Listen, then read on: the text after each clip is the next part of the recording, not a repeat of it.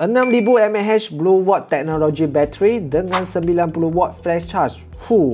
So hari ini kita nak review tentang Vivo V50 Lite. First kita tengok dari segi design dia memang stylish dan vibrant dan juga sangat premium dengan high gloss frame dia. Tambah lagi dengan warna titanium gold ini rasa lagi premium. 6.77 inci AMOLED screen, 120Hz refresh rate dan kita tengok bezel dia memang ultra narrow, macam tak nampak ada bezel pun.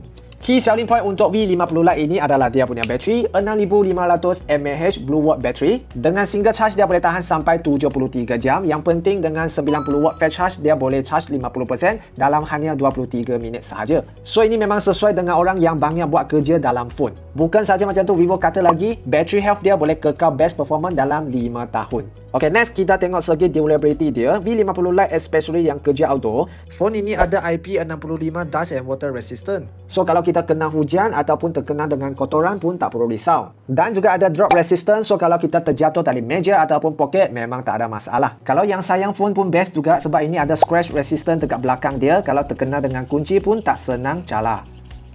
Okey, dari segi kamera kali ini menggunakan 50MP Sony IMX882 kamera sensor. Gambar untuk harian, gambar selfie semua pun sangat cantik.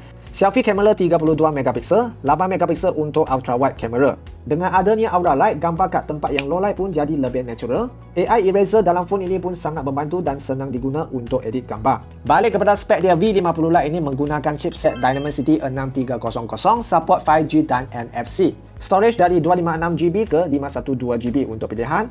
RAM dari 16GB ke 24GB extended RAM. Untuk speaker dia memang kuat, dua stereo speaker, boleh boost sampai 400%.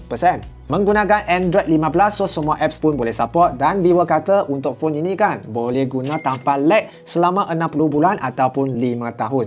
So korang rasa macam mana? Kalau ada soalan komen di bawah. Yang berminat cepat order sekarang.